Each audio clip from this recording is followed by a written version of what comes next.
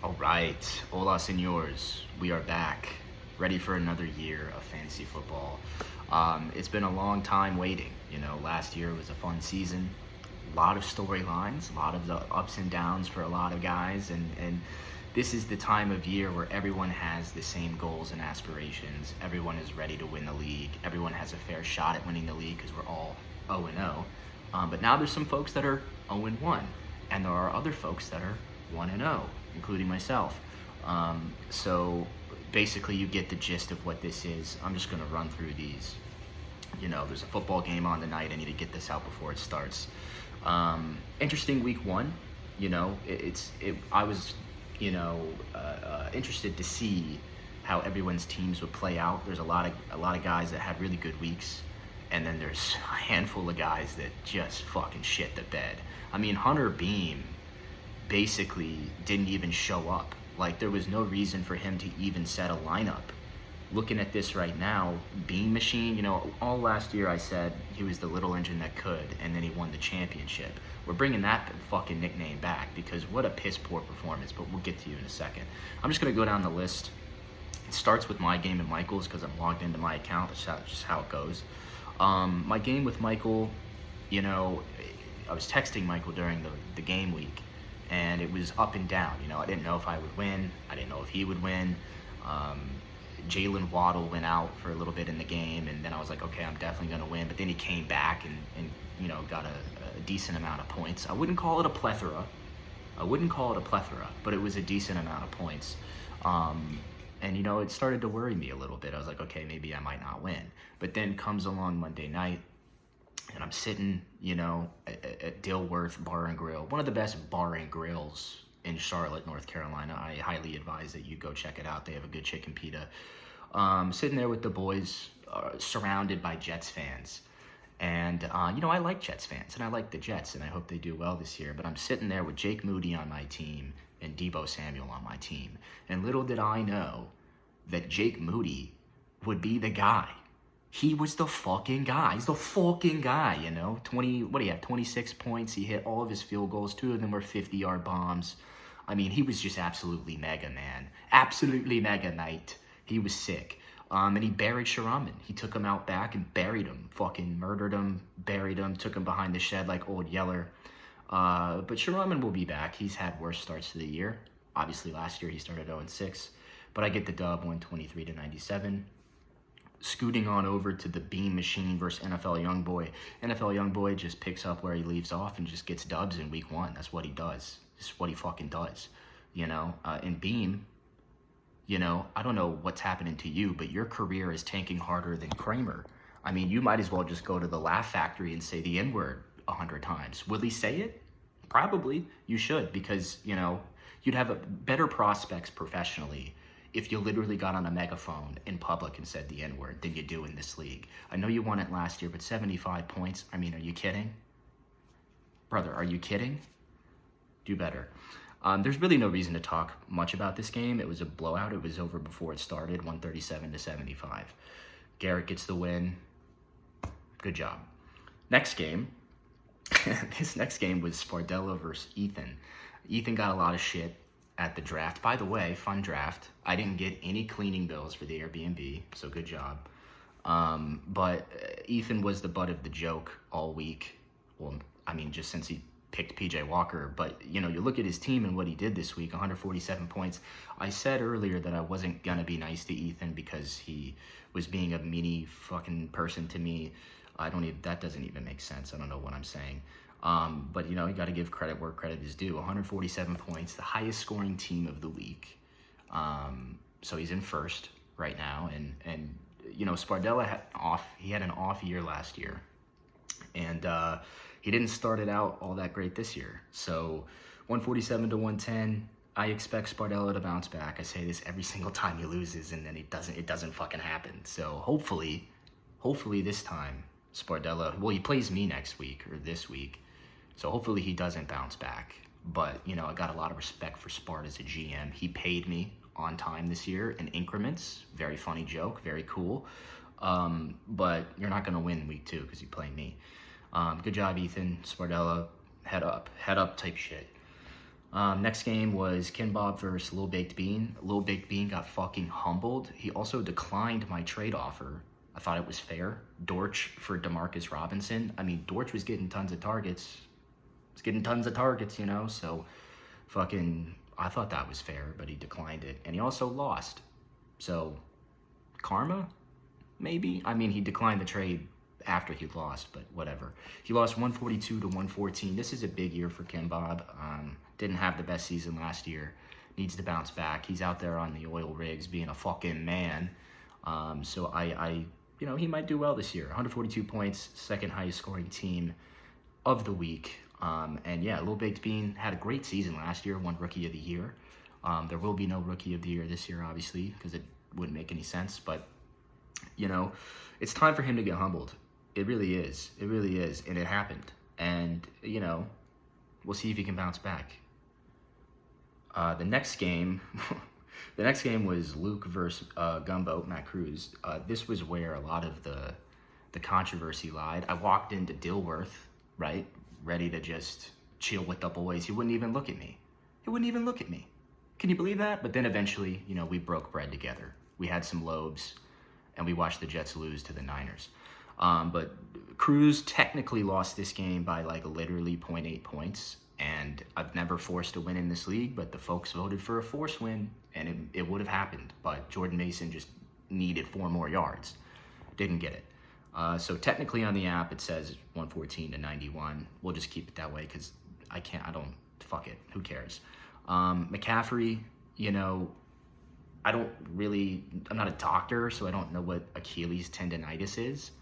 But it doesn't sound good, especially for a running back who touches the ball so frequently. So I don't know when he comes back or what the deal is there, but it's definitely a big time hole in Cruz's team. So we'll see what happens. Hopefully Cruz bounce back this week. Then the last game of the week was the closest game of the week. Actually, technically not, because the game I just talked about was. But on the app, it was the closest game of the week, and that was Doc Rock's Motherfuckers versus Scooter Shooters.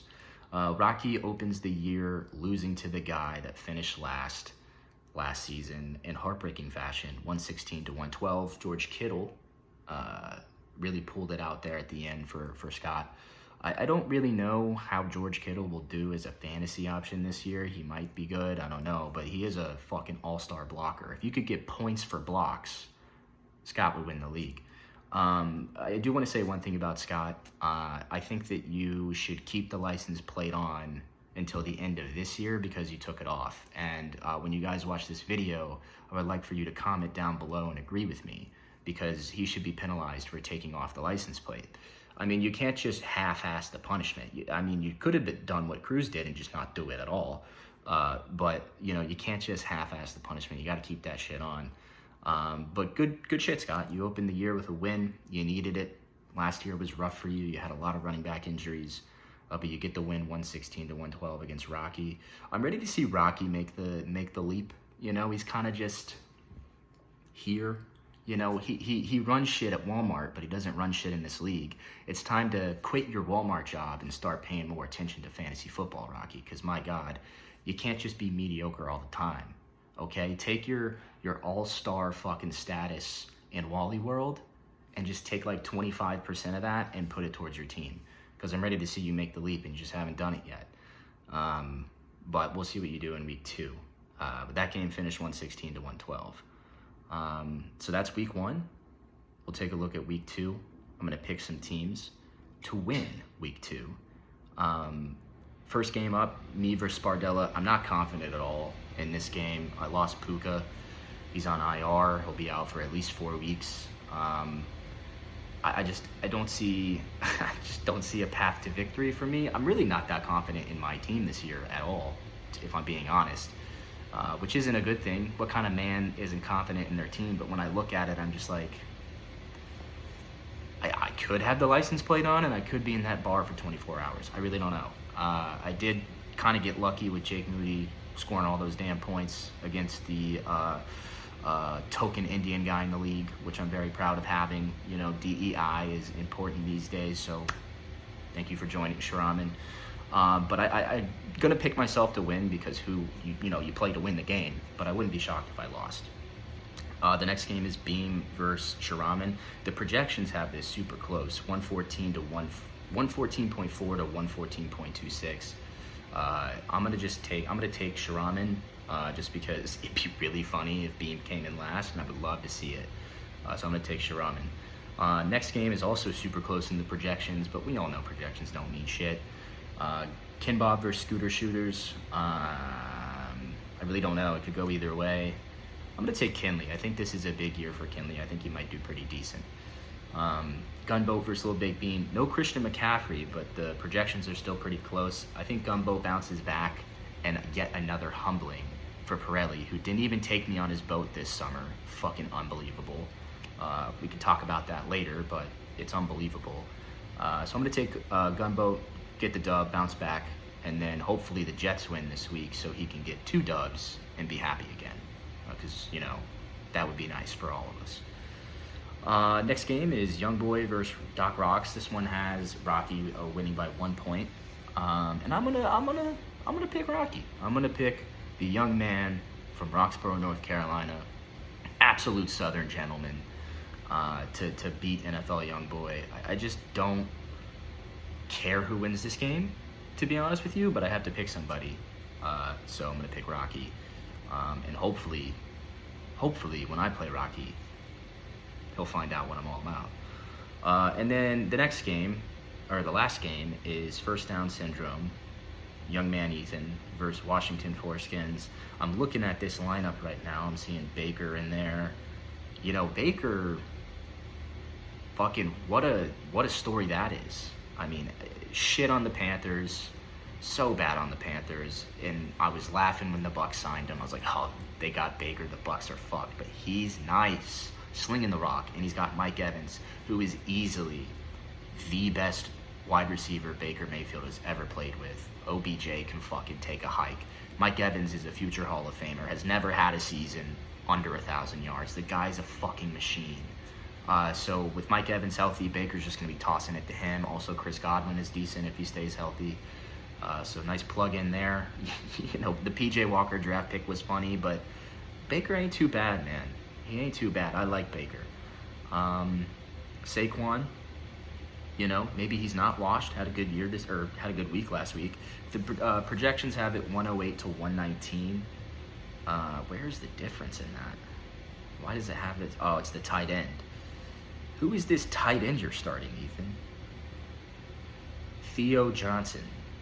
Last week he had 1 catch for 18 yards. I don't know who this is. Am I a casual? Should I know who this is? Oh, he plays for the Giants.